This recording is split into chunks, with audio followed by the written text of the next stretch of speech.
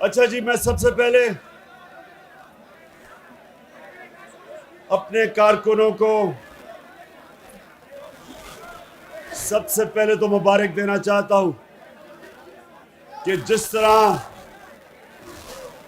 पेशावर के जलसे पे आपने पब्लिक को निकाला, आप सबको मुबारक हो।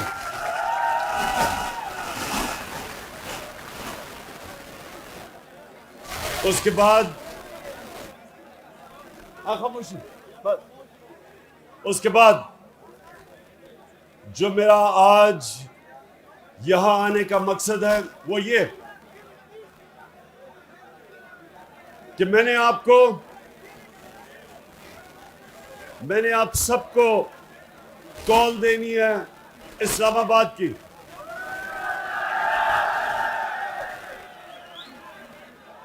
लेकिन उससे पहले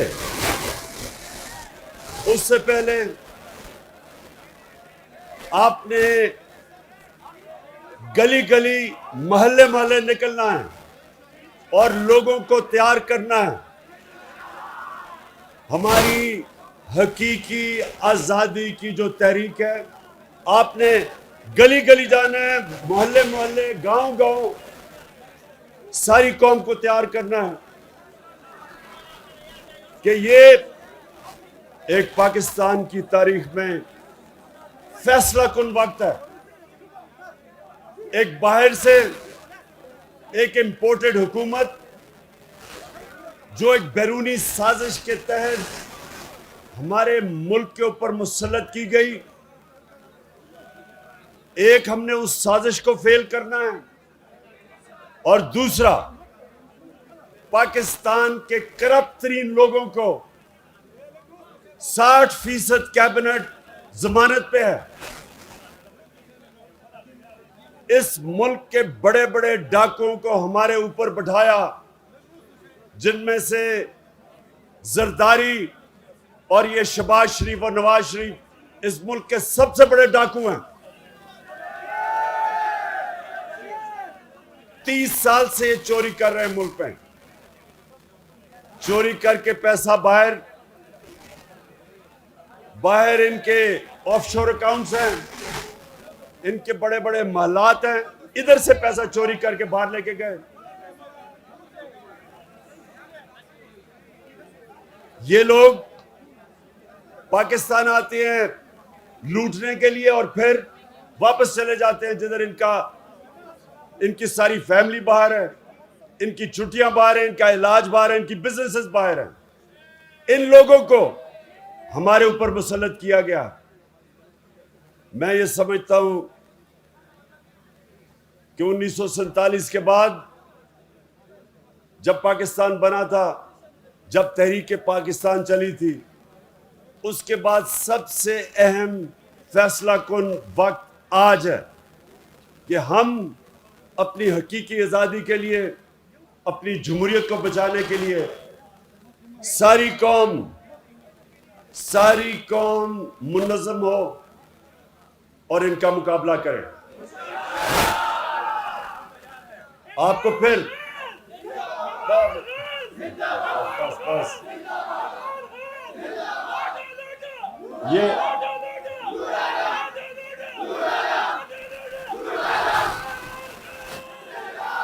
जी सुन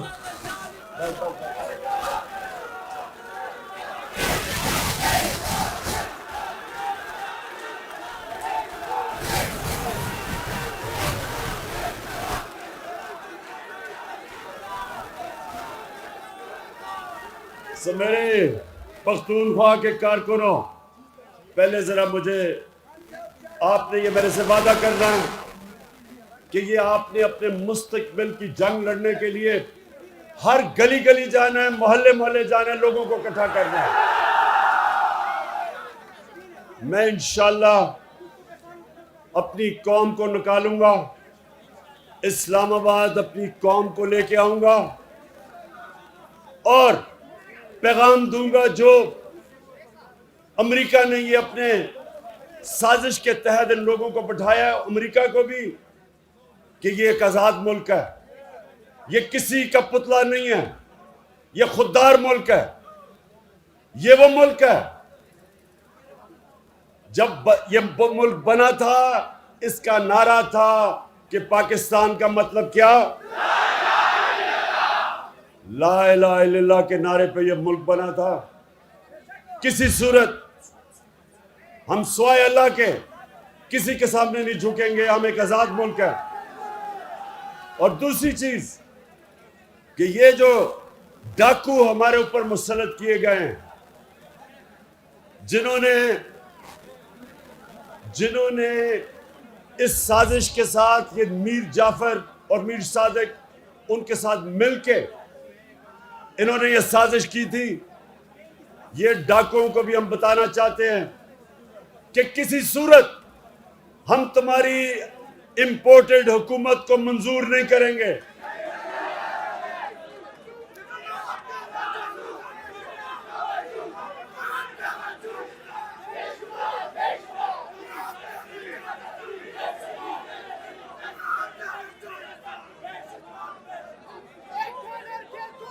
मेरे पख्तूनख्वा के नौजवानों, ये जो आपका जुनून है, इसको भी बचा लें, इसको सेव कर लें, क्योंकि इसकी जरूरत पड़ेगी आपकी मुझे इस्लामाबाद में।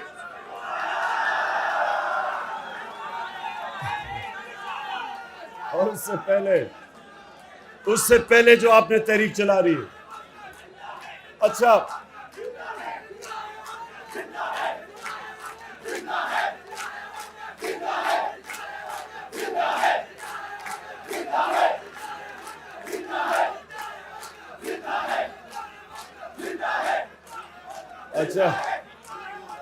अच्छा, एक और वादा कि बात से कितने लौटे हुए? एक ही हुआ।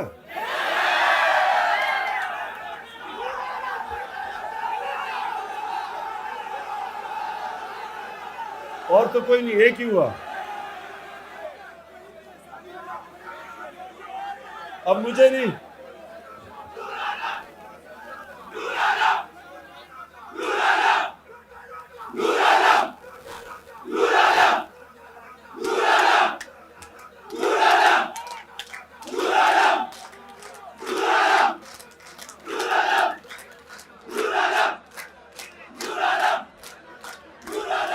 मेरे कारकुनों, एक मिनट जरा सुने। आपको एक मिनट सुनो। देखें, मैं इंतजार कर रहा हूं कि नूर आलम अपने हलके में आए और वोट मांगे लोगों से। और इंशाअल्लाह पाकिस्तान में भी जिधर जिधर ये लौटे जाएंगे वोट मांगने के लिए, मैं इंतजार कर रहा हूं कि इनके लोग, इनकी अवाम इनसे क्या करेगी। मैं उसकी इंतजार कर रहा हूं। अमेरिका ने ईरान में भी 1950 की दिहाई में उन्होंने वहां भी रिजीम चेंज की, यानी हुकूमत बदली। वही उन्होंने किया। पहले पैसा चलाया मीडिया के ऊपर और मीडिया को सारा हुकूमत के खिलाफ किया। मुसद्दक की हुकूमत थी ईरान में, उसके खिलाफ किया। फिर पैसा चलाया और उनके जो उसकी पार्टी के सियासतदान थे उनको खरीदा और फिर ऑपोजिशन से मुजाहरे करवाए। इस तरह ये मुल्क में हुकूमतें बदलते हैं। चिली के अंदर भी यही किया। पहले इन्होंने पैसा चलाया, ऑपोजिशन को इकट्ठा किया, फिर उसकी पार्टी के अंदर लोगों को खरीदा, मीडिया के ऊपर पैसा चलाया, और यही इन्होंने पाकिस्तान में किया। और ये तब किया, एक मिनट सुनो, एक मिनट। इन्होंने ये पाकिस्तान में तब किया जब तहरीक इंसाफ के कारकुनों, ये सुनो, 11 साल में सबसे कम हमारी हुकूमत में जो बैरूनी खसारा होता है, तारीखी खसारा हमें मिला तकरीबन 20 अरब डॉलर का। और 3 साल के बाद हमने वो खसारे को 11 साल में सबसे कम खसारा हमारी हुकूमत में हुआ। और जो हमारी माइशत थी 5.6% के ऊपर वो बढ़ रही थी। 5.6% पे तब बढ़ रही थी खसारा कम करके। सारे बर्रे सगीर में सबसे कम बेरोजगारी पाकिस्तान में थी। ये जो कोरोना था सारी दुनिया में तबाही मचाई। पाकिस्तान वो मुल्क था जो दुनिया ने मिसाल दी कि सबसे बेहतर तरीके से कोरोना वायरस का मुकाबला जिस मुल्क ने किया, टॉप 3 मुल्कों में उनमें पाकिस्तान था, जिसने अपने लोगों को भी बचाया, वायरस से भी बचाया, अपनी माइशत को भी बचाया। उसके बावजूद, और ये वो गवर्नमेंट पहली गवर्नमेंट हटाई गई है जिसके ऊपर कोई करप्शन के इल्जामात नहीं। प्राइम मिनिस्टर को कोई बाहर बड़े बड़े मालात नहीं खरीदे, कोई फैक्ट्री नहीं लगाई, कोई रिश्तेदारों को ऊपर नहीं लेके आया।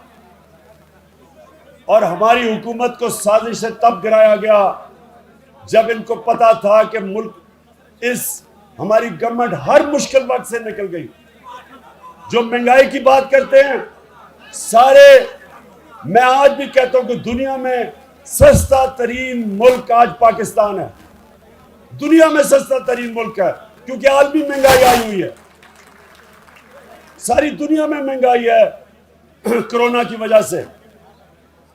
और उस महंगाई के अंदर जो सस्ता तरीन मुल्क आज भी पाकिस्तान है। हमने डीजल और पेट्रोल की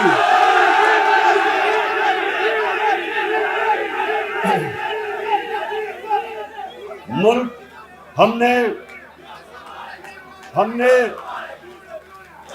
टैक्स सबसे ज्यादा इकट्ठा किया और उस टैक्स की वजह से, क्योंकि ज्यादा टैक्स इकट्ठा किया, हमने अपने लोगों के लिए पेट्रोल और फजल रहमान की कीमत कम रखी।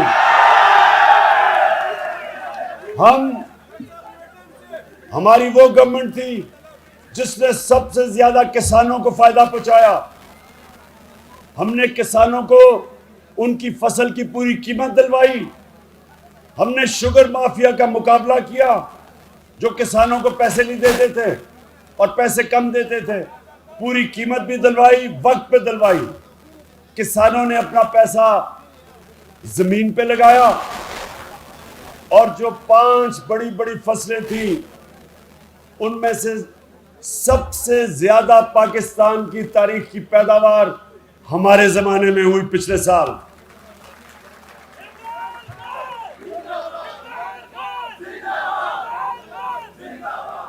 तो मेरे कारकुनों,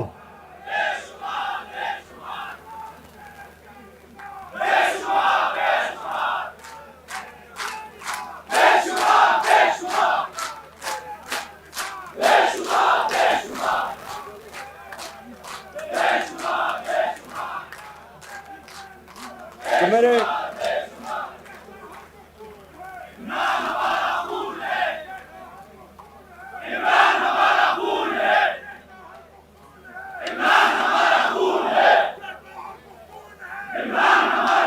जी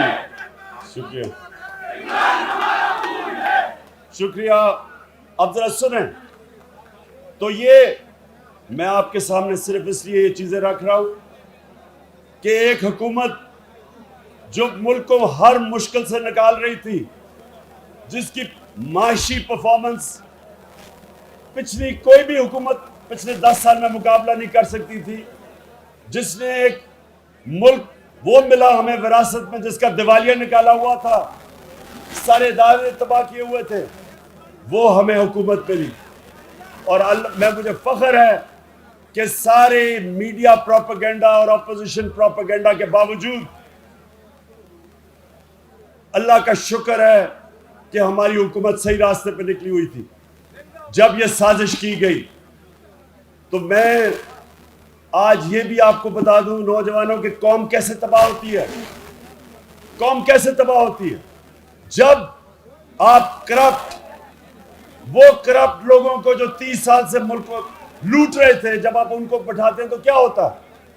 अब ये शहबाज शरीफ ने, इसने सबसे पहले चीज क्या की, 16 अरब रुपए के FIA के इसके ऊपर केस है।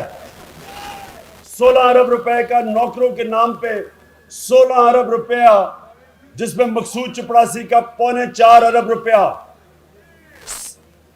370 करोड़ रुपया उसके बैंक में आया।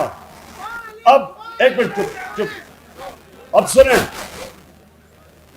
अब ये क्या किया इसने, आते साथ ही FIA में जो इन्वेस्टिगेटिव ऑफिसर्स थे उनको फारिग कर दिया, उनके खिलाफ इंतकामी कार्रवाई की, सारे अपने लोगों को ऊपर बैठा दिया। अब ये अपने केसेस खत्म करवाएगा।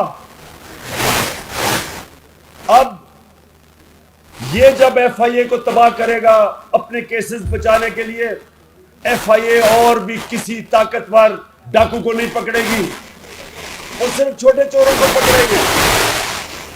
इदारा तबाह होगा। अब ये नैब को मुकम्मल तौर पे तबाह करेंगे जिधर इसके बाकी केसेस पड़े हुए हैं।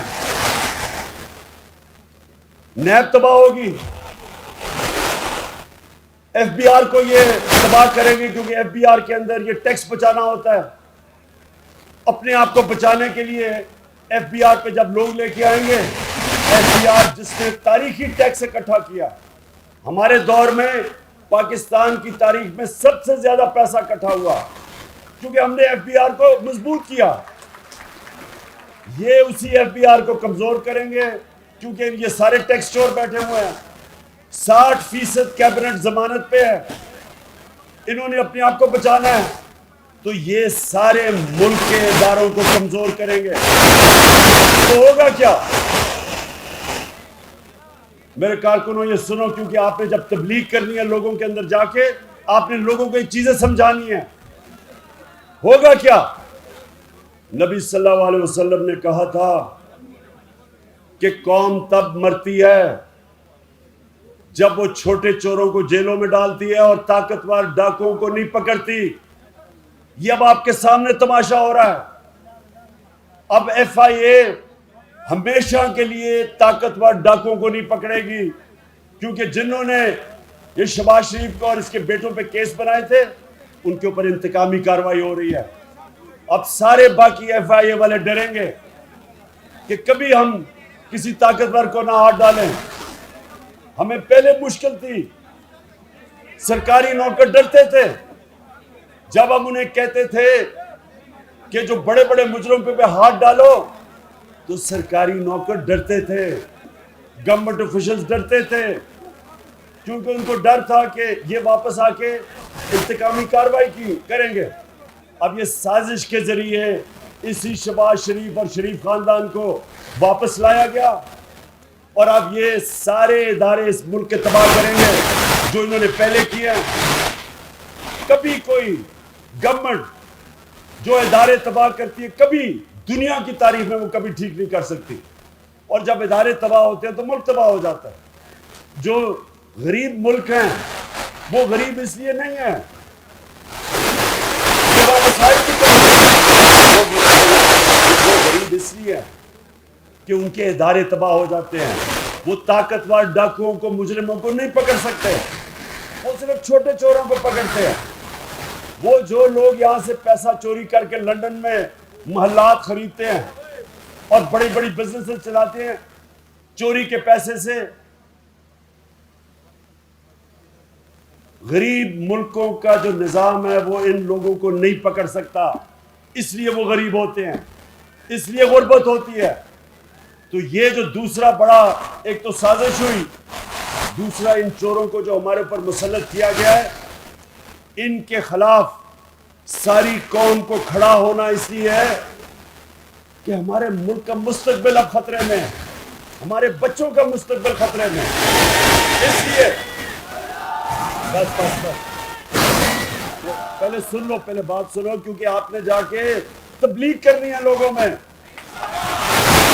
आपने लोगों को एक मिनट सुनो मेरे कारकुनों, सुनो गौर से बात है, नारेबाज में मारना। पहले आप लोगों के पास जाएंगे, आप उनको क्या कहेंगे? सबसे पहले आप उनको कहेंगे कि ये सारी साजिश तब शुरू हुई जब अमेरिका ने फैसला किया इमरान खान को हटाने का।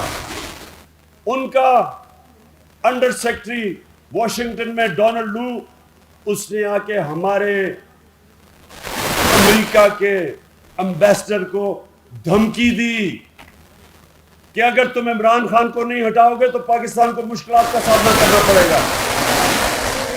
और फिर कहा कि अगर इमरान खान को अदम एतमाद की वोट पे आपने हटा दिया तो फिर हम माफ कर देंगे। गुलामों को माफ किया जाता है, आजाद लोगों को माफ नहीं किया जाता। हम माफ कर देंगे, क्योंकि उनको पता था कि ये जो इस मुल्क का करप्ट तरीन माफिया, ये तैयार बैठे थे उनको ऊपर लाने के लिए। उन्होंने कहा कि जब भी इमरान खान को हटाओगे हम तुम्हें माफ कर देंगे, क्योंकि उन्हें पता था कि ये चोरों को उन्होंने ऊपर लेके आना है जिनके पैसे बाहर पड़े हैं। और जिस लीडर के पैसे बाहर मुल्क से पड़े हों वो कभी अपने मुल्क की आज़ादी के लिए नहीं खड़ा हो सकता, वो इनकी हमेशा गुलामी करता है। तो इसलिए आपने लोगों को ये चीज़ें बतानी है कि ये आज़ादी की जंग है, हकीकी आज़ादी की जंग। और फिर आपने उनको ये बताना है कि ये जो लोग आए हैं ये पाकिस्तान के करप्ट तरीन लोग, जिन्होंने मुल्क का इन दोनों 10 सालों में, इन दोनों पार्टीज ने जो आज सारे इक़्तिदार में है, 4 गुना ज्यादा कर्जा बढ़ाया, जिसकी कीमत आज हम अदा कर रहे हैं उसके ऊपर सूद देके। ये वो लोग हैं जिन्होंने इस मुल्क के इदारे तबाह किए अपनी चोरी करने के लिए। इसलिए आप सब तैयारी कर लें कि आपने लोगों को कहना है कि हमने किसी सूरत इन चोरों को कबूल नहीं करना, और आपने लोगों को गली गली में तैयार करना है। और आजकल इबादत की रातें हैं, आप मस्जिद में जाएं, तरावियां पढ़ें, और तरावियों के बाद आप जरूर वहां लोगों से बात करें, उनको समझाएं कि ये इस मुल्क की सलामती, उसकी आज़ादी, उसकी सॉवरेंटी का इशू है। और आपने उन लोगों को सबको तैयार करना है कि ये सिर्फ तहरीक इंसाफ की नहीं, ये पाकिस्तान की जंग है। 27 की रात को, जुमेरात की रात को हमने फैसला किया है कि हमने शब दुआ, मैं खुद मौलाना तारिक जमील के साथ उस दिन दुआ करूंगा। सारे आपने हम सब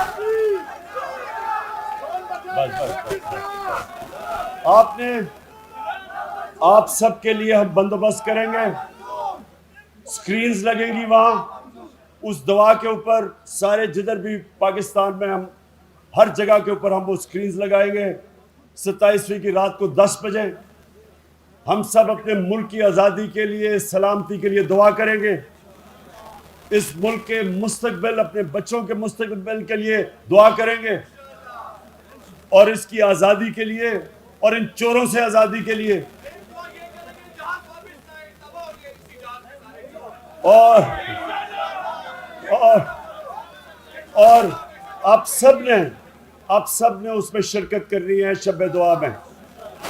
और आखिर में मैंने ये भी कहना है कि जो चीफ इलेक्शन कमिश्नर है ये बिल्कुल एक नून लीग का प्लांटेड एजेंट है।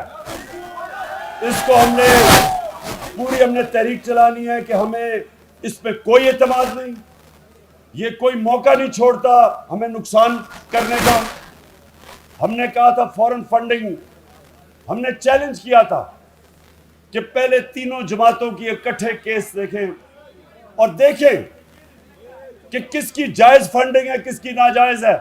मैं आज आपको वादा करता हूं कि जब तीनों जमातों की फंडिंग देखी जाएगी, एक जमात की जायज फंडिंग होगी, बाकी दो की नाजायज होगी, और वो है तहरीक इंसाफ। हम इसके पास कोई इखलाकी जवाज नहीं है चीफ इलेक्शन कमीशन रहने का। हम डिमांड करते हैं कि कभी भी जो अंपायर होता है हमेशा वो गैर जानिबदार होता है। जब एक सबसे बड़ी मुल्क की पार्टी उसके ऊपर एतमाद नहीं करती तो वक्त आ गया कि वो इस्तीफा दे, नहीं तो ये हमारी पार्टी अभी से तैयारी कर रही है इसके खिलाफ सारे मुल्क में मुजाहरे करने के लिए। आप सब तैयार हो? मैं आप सबका फिर से शुक्रगुजार हूं और आपका मुंतजिर होऊंगा। इसके खिलाफ इलेक्शन कमीशन, हाँ, हमने अपने, मेरे कारकुनों सुनो, हमने एक सिग्नेचर कैंपेन करनी है इस इलेक्शन कमिश्नर के खिलाफ, सोशल मीडिया पे करनी है कि इंडिया में नामंजूर है। ये एक दिल्ली का नुमाइंदा बैठाया हुआ है, ये हर तरह कोशिश कर रहा है नुकसान पहुंचाने के लिए। तो सब एक सोशल मीडिया पे सिग्नेचर कैंपेन करेंगे इसके खिलाफ। शुक्रिया।